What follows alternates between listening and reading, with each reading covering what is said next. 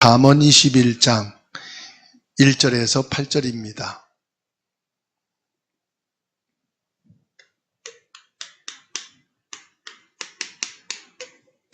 특별히 3절 말씀에 보면은 여호와께서 기뻐하시는 예배라.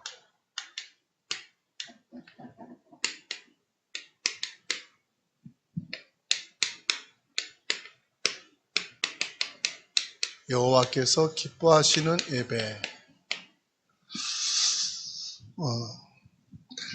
오늘 이 잠언 21장 1절로 8절 말씀에서는요, 우리의 모든 생각, 그리고 정치, 모든 삶의 걸음, 하나님이 보시지만 하나님은 우리의 마음을 살피시는 것이죠. 그리고 우리의 믿음이라는 것은 행위 이전에, 행위 중요하죠. 야고보서에서 행함이 없는 믿음은 죽은 믿음이라고 했으니까요. 그런데 그 믿음을 갖게 되는 것이 마음이다 그랬어요. 마음은 뭐죠? 나의 중심, 어디에 있느냐. 그리고 행위는 우리의 걸음이죠. 우리의 걸음을 내 계획과 뜻대로 살아가는 것 같지만 결국은 그 걸음을 누가 주관하시느냐? 창조주 하나님이시다 말씀하고 계십니다. 그러면 보세요. 내 마음과 걸음, 이게 인생이잖아요. 여기에 주권자가 누구냐? 내가 주권자가 되면 결국 망하는 거고 헛된 걸음이 되는 거예요. 나의 주권자는 창조주 하나님이셔야 된다. 그래서 저와 여러분들이 예수님을 내 인생의 주인으로 믿어야 돼요. 주인으로 모셔야 돼요. 주인이 뭡니까? 모든 선택이 주인 중심으로, 예수님 중심으로. 그 선택이 뭡니까? 우선순위가 나의 주인이신 예수님이 되어야 한다. 그렇게 하려면은 뭐가 있어야 됩니까? 모든 선택을, 모든 우선순위를 주인이신 예수님께 두려면 뭐 해야 되겠죠? 그래서 기도 속에서 살아. 모든 것을 기도 속에서, 모든 것을 하나님의 말씀 속에서. 그 기도와 말씀이 뭡니까? 그래서 이게 예배입니다. 이렇게 하는 목적이 뭐죠? 성령 충만입니다. 성령 충만할 때 예수님이 주인 되고, 성령 충만할 때 예수님이 내 인생의 주권을 갖고, 성령 충만할 때 결국은 나의 걸음과 마음도 하나님 중심이 되는 줄로 믿습니다. 우리 마음과 걸음을 인도하시는 분은 누구시냐? 예수 그리스도시다. 이 결론을 가지고 오늘 잠언 말씀을 보면은 첫 번째로 뭡니까? 내 삶의 주도권이 누구에게 있느냐? 이제 내 삶을 보자 이 말이에요. 내 삶의 주도권 누구에게 있습니까? 예수님께 있습니까? 내게 있습니까? 내게 있잖아요. 내 삶의 주도권이 내게 있어. 아이들의 삶의 주권을 어릴 때 부모에게 있어. 그래서 이거 입어, 이거 먹어, 여기 가. 점점 아이가 클수록 주도권을 뺏어가지요. 나 싫어, 나 안 갈래, 나 그거 안 먹을래. 아이들이 성장하면서 주도권이 엄마에게 아빠에게 있는 것을 자기 것으로 뺏어갑니다. 자기 주도권을 가지고 살지. 그 자기 주도권을 가지고 살다가 결혼하는 순간 또 인생 가. 아내에게 가고 남편에게 가고. 그래서 인생은 보면은 주도권 싸움이다. 태어나면서부터 죽을 때까지요, 주도권 싸움. 그 평생 주도권을 내가 가지려고 하는. 언제부터요? 창세기 3장 사건부터. 주도권이 내게 있다 생각을 해요. 내게 있다 이렇게 믿어요. 1절 보세요. 왕의 마음이 여호와의 손에 있음이 마치 보물과 같아서 그가 입으로 인도하시느니라. 이 세상에 강력한 힘을 가진 왕이라도 그 마음을 움직이는 분은 누구시다? 하나님이시다 이 말이에요. 그래서 강한 힘을 가진 깡패도 결국 그 마음을 꼬꾸라뜨리는 게 누구예요? 하나님이시죠. 아주 흉악범죄의 마음도 깨트리는 게 누구냐? 하나님이시죠. 고집이 센 사람도, 고집이 없는 사람 같은 사람의 마음도 움직이는 건 누구다? 하나님이시다. 농부가 논에 물을 대기 위해 물길을 트는 것처럼 하나님은 역사의 흐름과 내 인간의 의지까지도 하나님이 인도해 가신다. 혹시 내 삶이 내 계획대로 안 될지라도 여러분 불안해하지 마세요. 기도했는데 안 돼요. 불안하지 마세요. 내가 믿음 생활하는데도 안 돼요. 불안해하지 마세요.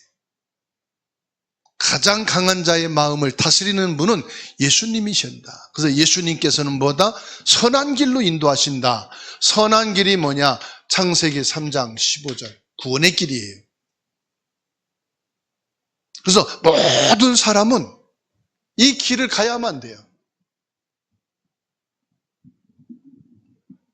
물이 스스로 흐르는 방향을 사람들이 물길을 내지만 결국은 그 물길이 힘을 사람이 막을 수가 없어요. 그래서 넘쳐나고 뚝이 터져요. 하나님께서 결국은 저와 여러분들을 인도하시고 생명 가운데 있게 하시는 것을 믿으시기 바랍니다. 내 마음이 완고하고 고집과 편견 속에 있을지라도 성령께서 역사하실 때 바뀌는 줄로 믿으시기 바랍니다. 성령의 역사가 뭐냐? 여인의 후손이에요. 나를 끝까지 붙들고 있는 그게 뭡니까? 내 방식 그리고 내 계획. 결국은요, 예수님이 원하시는 방향으로 마음을 틀지 않으면 계속 힘들어요. 세상 말로 얻어맞는다고 하는데 저는 그런 말을 안 쓸게요. 그냥 계속 힘들어요. 하나님이 원하시는 방향으로 마음을 틀 때 일단 마음이 평안하고 여러분 길이 형통하게 되는 거예요. 사람은 누구나 자신의 행동에 그럴듯한 이유를 댑니다. 다 이유가 있어요.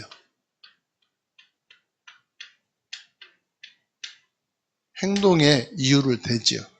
2절 보세요. 사람의 행위가 자기 보기에는 모두 정직하여도 여호와는 마음을 감찰하시느니라. 내가 하면 정당한 분노고 남이 하면 성질 내는 거예요. 나는 그럴만 하니까 하는 거지. 근데 당신 다른 사람 왜 성질 내? 나는 정당한 분노. 상대방은 참지 못하고 화를 내는 거. 하나님 앞에서 자기를 보며 옳다고 보장할 수 있습니까? 나는 하나님 앞에서 정직해. 나는 하나님 앞에서 옳아. 하나님은 뭘 보신다고요? 내 중심을 본다. 내 마음과 그 중심을 본다. 내가 하나님 앞에서 나는 마음이 깨끗하고 중심이 있어라고 할지라도 하나님은 그 말하는 그 마음과 중심을 들여다보시는 거예요. 하나님은 겉으로 드러난 화려한 행위보다는 그 일을 하는 행동의 동기와 마음을 보십니다. 그래서 오늘 말씀하시잖아요. 감찰하시느니라. 뭘? 내 마음을 살피고 계신다. 누가복음 18장 13절에 예수님 말씀합니다. 누가복음 18장 13절에 예수께서 바리새인들의 화려한 기도보다 죄인의 가슴을 치는 회개를 귀히 여기셨어요. 바리새인들은 화려하게 기도합니다. 내가 일주일에 2번씩 금식 기도하고 10의 1조를 온전히 드리고 하나님의 말씀을 따라서 율법을 지키며 살았습니다. 그런데 세리는 성전에 들어오지도 못하고 저 입구에 서서 가슴을 치며 하나님, 나는 죄인이로소이다. 하나님은 누구를 더 기억하고 보시느냐? 회개하는 사람의 기도를 보신다 말씀하셔요. 무슨 말이죠? 하나님은 마음과 중심을 담은 기도를 받으신다 이 말이에요. 내가 회개할 게 있으면 회개하면 돼요. 내 잘못된 게 있으면 하나님께 인정하면 돼요. 사람들은 나무라고 나의 약점을 드러내지만 하나님은 감추시고 죄를 사해 주시는 줄 믿으시기를 바랍니다. 그래서 여호와께서 기뻐하시는 예배, 그것은 제사라고 말하지요. 제사가 뭐냐? 예배입니다. 여호와께서 기뻐하시는 예배는 뭐냐? 3절입니다. 공의와 정의를 행하는 것은 제사 드리는 것보다 여호와께서 기쁘게 여기시느니라. 이스라엘 백성들은 성전 문만 밟고 지나가면서 나는 하나님을 믿고 나는 예배를 드리고 하나님의 백성으로 선하게 착하게 살고 있다고 말합니다. 그런데 중요한 것은 복음에, 사랑에 관심이 없어요. 예수 그리스도에 관심이 없어요. 하나님이 우리를 사랑하사 예수님을 보내셨는데 하나님의 사랑에 관심이 없어요. 그래서 하나님은 종교인들의 예배를 기뻐하지 않으신다고 말씀합니다. 오늘 나는 주일 예배와 평일 예배, 삶으로 얼마나 가치 있는지 한번 돌아보자고요. 예배 드림이 중요합니다만은 예배 드리는 그 가치가 중요하거든요. 나는 예배를 얼마나 중요하게 여기는가. 그래서 우리 자녀들은요, 예배의 가치를 아직 몰라요. 알고 예배 드리는 자는 진짜 다윗 같은 응답을 받고요, 사무엘과 같은 축복 속에 살아요. 물론 어른들도 예배의 가치를 모르고 예배하는데요. 근데 진짜 예배의 가치를 아는 자에게는 하나님이 축복하게 돼 있습니다. 예배 축복이 뭔가를 아셔야 돼요. 예배 축복이 뭐냐? 예배 축복이요, 모든 사탄의 권세에서 해방되는 거예요. 예배의 축복이 뭐냐? 모든 죄의 저주가 끊어지는 거예요. 예배의 축복이 뭐냐?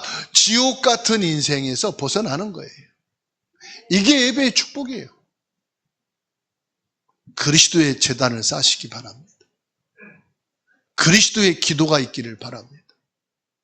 그리스도의 권세가 회복되기를 주의 이름으로 축원합니다. 뭘 통해서요? 예배를 통해서요. 예수님은 인류를 구원하시기 위해서 죄와 죽음의 심판을 친히 담당하셨어요. 그게 죄와 사단과 지옥의 권세를 예수님이 십자가를 통하여 꺾으셨다는 사실이에요. 이거는 절대로 종교의식으로는 해결할 수가 없어요. 종교적인 예배를 가지고는 죄와 사단과 지옥의 권세에서 해결받을 수가 없어요.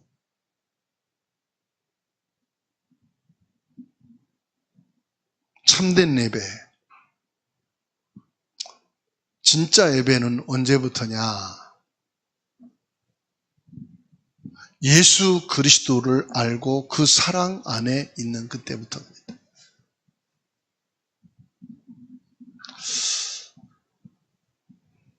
그래서 교만은 하나님 없이도 살 수 있다는 오만이고 조급함입니다. 예배는 뭔지 아십니까? 하나님의 때를 기다리는 거예요. 그래서 하나님의 은혜를 기다리는 거예요. 종교는 뭐냐? 자기의 오만입니다.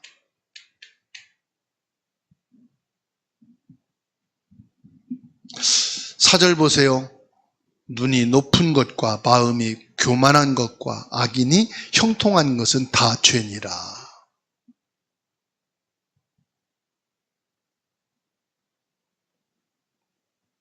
그러니까 악인이 잘 된다, 죄잖아요.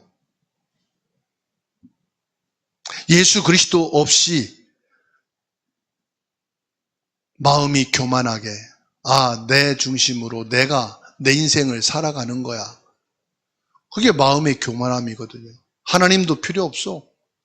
어른도 필요 없어. 지도자도 필요 없어.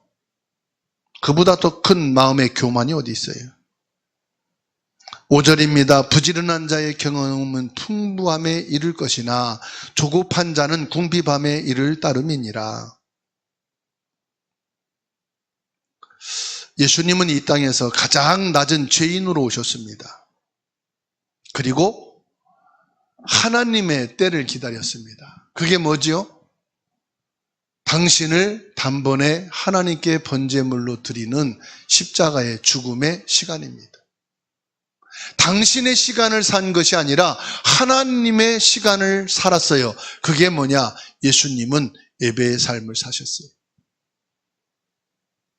그래서 오늘 저와 여러분들이 하나님 앞에 하나님이 기뻐하는 참 예배자가 되어야 하는 줄로 믿습니다. 그래서 우리는 기도해야 됩니다.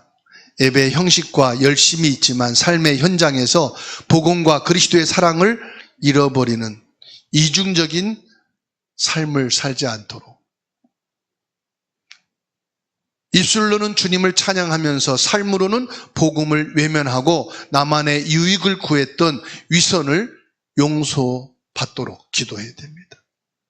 내가 있는 가정과 직장과 만남의 자리에서 예수님의 사랑이 나타나기를 기도해야 될 것입니다. 내 삶의 자체가 예수님이 기뻐하시는 향기로운 제물이 되어지는 것이 바로 여호와께서 기뻐하시는 예배입니다. 성령님께서 내 마음을 주장하셔서 예수 그리스도의 마음으로 살게 하옵소서. 나의 영원한 화목제물 되시는 예수 그리스도. 그래서 예배의 축복을 저와 여러분들이 24 삶을 통해서 있게 되기를 주님의 이름으로 축원합니다. 결론입니다. 속임수와 강포, 폭력이지요. 얻은 재물은 바람에 흩어지는 안개와 같다. 당장 빠르고 화려해 보이지만 결국 자기를 소멸시키는 굽은 길로 가는 거라고 말씀하고 있어요. 6절에서 8절 같이 읽습니다.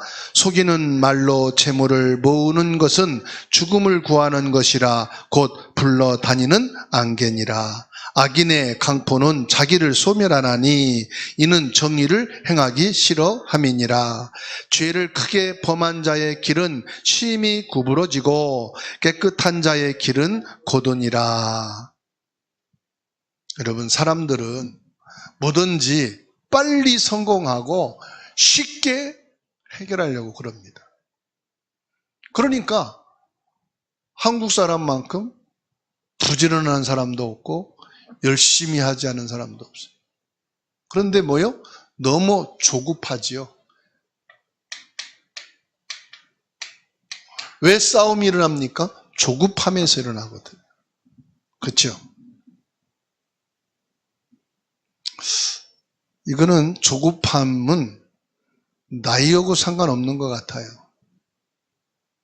뭐 젊어서 조급하다? 70 먹은 노인분들도 조급한 분도 있는데, 그래서 나이와 상관없이 조급하다는 말은 상처가 많다는 거고요. 조급하단 말은 그 생각과 마음이 뭔가에 영향을 받고 있는 거예요. 당장 빠르고 쉽게 성공하는, 그러면요 쉽게 무너집니다. 예수님께서는요 하나님의 시간표를 따라서 인도받으셨어요. 시간표를 따라서. 그 예수님 제자 중에 가장 성격이 조급한 사람이 누구로 보입니까? 가장 조급한 사람이 베드로라고 봅니다.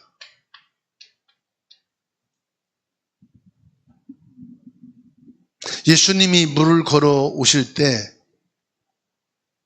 주님이거든 나를 물을 걷게 하소서 뛰어든 사람이 베드로예요. 그리고 예수님께서 깊은 물에 그 물을 던지라 해서 큰 물고기를 많이 거두고 나서 예수님께 무릎을 꿇고 주님께 고백한 것도 베드로예요. 그리고 또요, 예수님이 신문을 당하고 고난을 당할 때 두렵고 무서워서 예수님을 부인하고 모른다고 완전히 배신한 것도 베드로예요. 예수님이 부활하신 이후에 그물을 가지고 나는 고기 잡으러 가겠다. 다시 과거로 돌아간 것도 베드로예요. 새벽녘에 예수님이 부활하시고 오셔서 그물을 던지게 하고 큰 물고기를 잡고 예수님이라 하니까 그 물속에 뛰어들어가서 예수님께 달려간 것도 베드로예요. 다른 제자들은 배에 남아서 끝까지 배를 끌고 갔는데 성격을 보면 베드로는 참 다혈질이에요.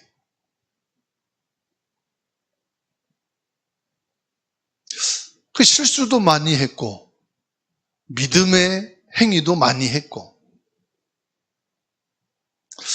어찌 보면 베드로가 멋있어 보이지만 사실은 가장 약한 사람 중에 하나예요. 마귀가 너를 넘어뜨리기 위해서 밀가부르듯이 할 것이다. 조급하게 되면은요, 가장 사탄의 시험에 노출되기 쉽다 이 말이에요.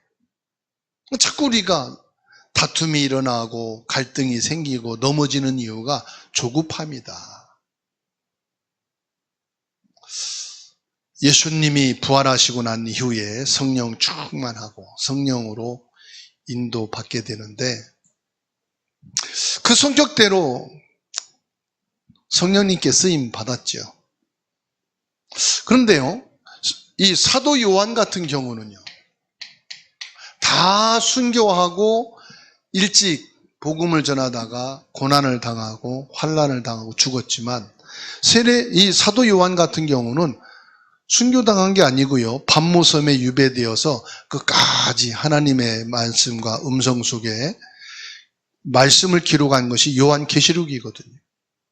그래서 요한 1, 2, 3서 기록하고 그리고요, 요한계시록까지 기록한 사람이 요한이에요. 그 요한은 예수님을 향해서 그 사랑 표현을 많이 했어요. 성찬예식 할 때도 예수님 품에 안겨서 예수님 그러면서 얘기하고요. 예수님이 십자가에 못 박혀 고난을 당하고 죽어가실 때도 끝까지 예수님 곁을 지킨 자가 누구냐? 사도 요한이에요. 그 예수님이 십자가에 못 박혀 죽으신 다음에 예수님이 어머니가 누구죠? 마리아. 그 마리아를 누구에게 부탁했느냐? 이 사도 요한에게 부탁을 했어요. 그래서 예수님이 죽으시고 부활하시고 승천하고 얻으셨을 때 그 마리아를 자기 집에 모셔서 자기 어머니처럼 보양한 게 누구냐? 이 사도 요한이에요. 그 사도 요한은 사랑의 사도라고 그러잖아요.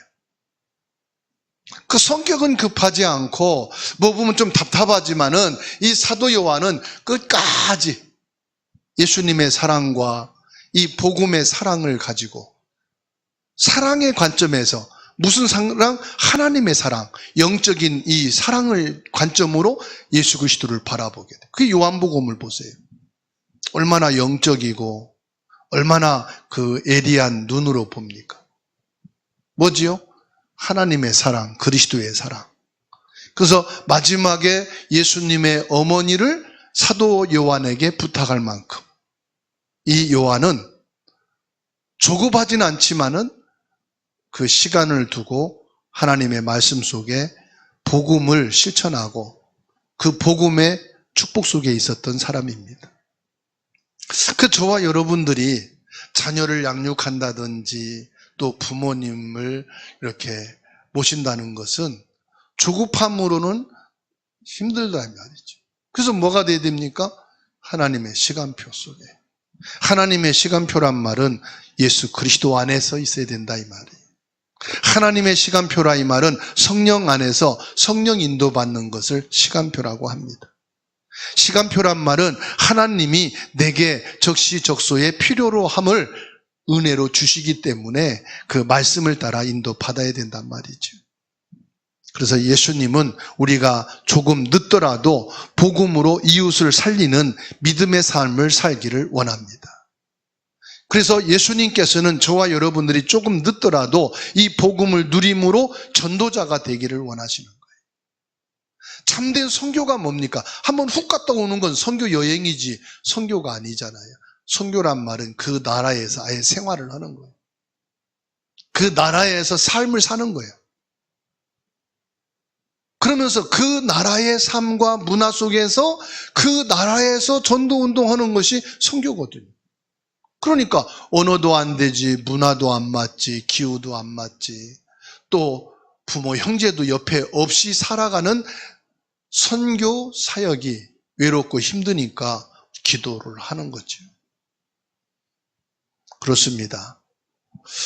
결론은 내 삶의 통치권이 예수님께 있음을 매 순간마다 인정하는 것이 믿음의 고백이에요. 내 인생의 주도권이 주님께 있습니다. 이거를 생각하시는 거예요. 그래서 신앙생활을 맹목적으로 하는 것보다 생각하면서 신앙생활을 해야 돼요. 뭘 생각한다고 해서 계산하라는 말이 아닙니다. 생각하란 말은 내 인생의 주도권은 예수님께 있음을 생각하라 이 말. 이것도 내 주도권이지 예수님께 주도권이 있는 거지. 내가 내 고집을 피우고 반항하면서 주님의 주도권을 인정하는 게 좋습니까? 아니면은 처음부터 예수님의 주도권을 인정하며 사는 것이 좋습니까? 뭐가 좋아요? 반항하면서 막 끌려가면서 주도권을 인정하는 게 낫습니까? 처음부터 주님이 인정합니다 하고 가는 게 좋습니까? 네? 처음부터. 근데 처음부터 안 되니까 계줄이 필요한 거예요. 이 강아지는 뭐요? 지 맘대로 가던데 끌고 가거든. 야, 일로 와. 그렇죠? 계줄을 찾지 마시고 하나님 말씀 따라갑시다. 계줄은 끌려가는 거거든. 조금 늦더라도 겉모습을 꾸미기보다 예수님이 감찰하시는 말씀으로 충만하십시다. 굽은 길을 버리고 진리이신 예수님과 함께 가는 곧은 길이 되기를 주님의 이름으로 축원합니다.